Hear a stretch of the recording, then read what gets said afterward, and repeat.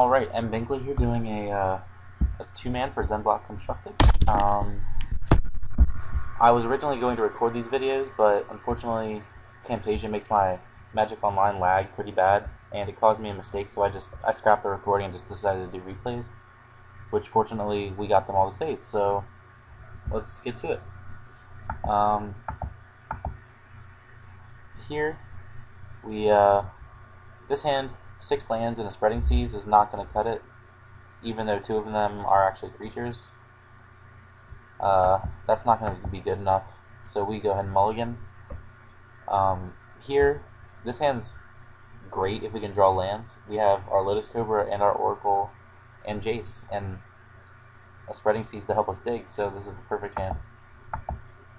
I would like it if it was our 7 with 1 more land, but unfortunately can't get everything we want.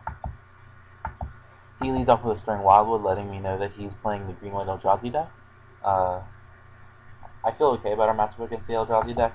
If they can just go Eldrazi Temple, Eye Boog, and Eldrazi Temple, you're in trouble. But usually that's not the case. Alright, he just leads with a Wall of Omens on turn 2 after we play a Raging Ravine. So here, we're just glad we're drawing land. This turn we're going to go ahead and just drop our Lotus Cobra and hope that he doesn't have another green so we can get a good Spreading Seas. I get really happy here when he doesn't. He plays a Plains, but unfortunately he has Growth Spasm to help get him a second Forest, which happens. And so on this turn we get to do some unfair stuff already. So it's turn 3, and we're just going to go ahead and go Oracle and Spreading Seas, because casting 6 mana worth of spells on one turn, on turn 3 is what this deck wants to do. So we play our Oracle, we find Misty Rainforest, which is perfect for us, and we play it out, and we want to draw that Ruin Blaster, so we don't crack our fetch land yet, we just make a color, use our island, Spreading Seas, and now we have a Ruin Blaster for the next non-basic land he plays. And we also want to draw that Comet Storm. I really like it because we just want to kill them before they get to drop Eldrazi in this matchup. So we're going to draw that and we're going to crack our fetch land. And that way we also get the most utility out of Jace. Here, I'm not sure. I understand the play of getting Gideon out.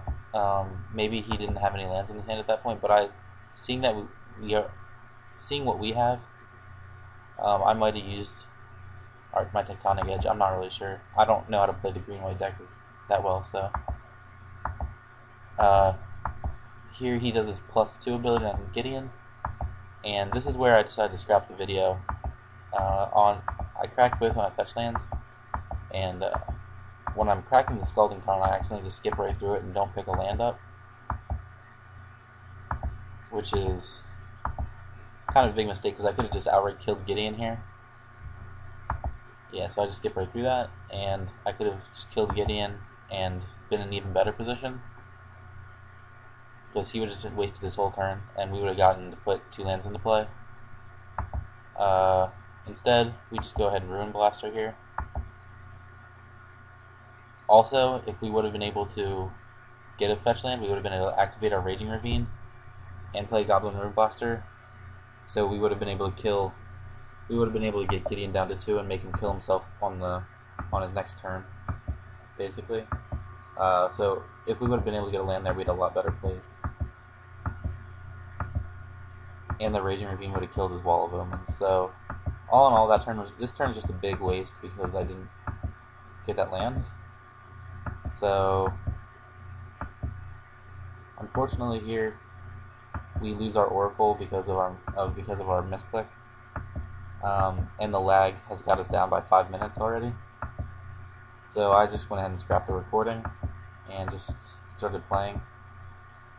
He kills our Oracle with Gideon, puts it down to 2, plays a Growth Spasm and a Stirring Wildwood. Basically, he's just sacrificing his Gideon at this point. He got his Fog. He's happy. The good part for us is we have a Jace in hand. So yeah, we're gonna go ahead and add a blue, play our Jace for 3, and we're just gonna get in there for 2. At this point, I'm thinking either I want to keep my Jace alive, uh, and save myself from all his dust.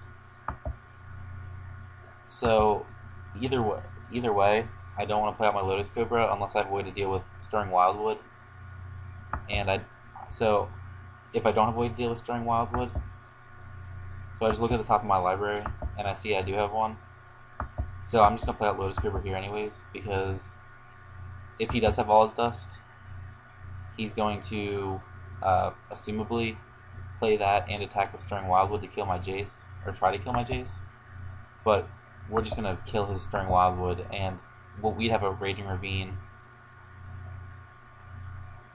Well, he'd probably use all his dust to kill all of our guys, and then attack with Stirring Wildwood, and we would be able to kill it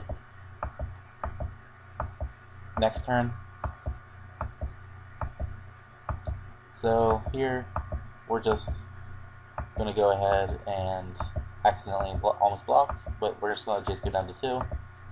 He plays a 3rd Stirring Wildwood and drops another Ever-Flowing Chalice. At this point, we're feeling pretty good about things. We're going to go ahead and Brainstorm. Flame Slash and a land, and another land. So we're going to keep 1 and use that to be able to activate our Raging Ravine and still have mana open to kick a Burst Lightning.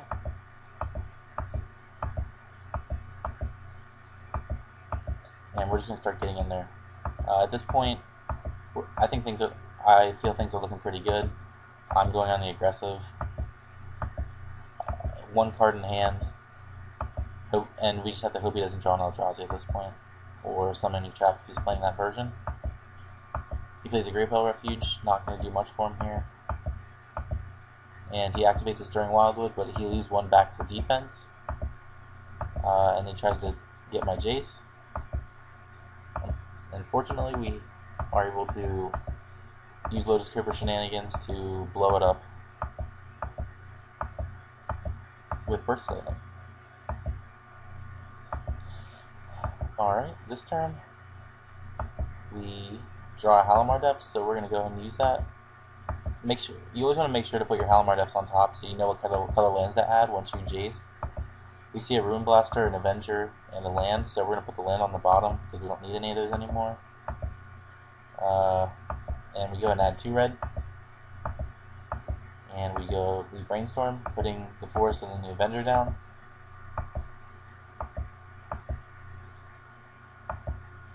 Our thinking is, even if we don't get the concession after his next draw phase, after we go Avenger, Jace, land, that's probably going to be game anyways. So we activate our Raging Ravine here and get in for, we attack for a total of 5, 6, 7, 8, 9, 10, 11, 12, 13 damage. So he has to block the Raging Ravine. Yeah, we're feeling pretty good at this point. He has to draw Day of Judgment or all his dust, or we get a concession. And he apparently doesn't draw one of those. Alright, that's game 1. Join me for game 2.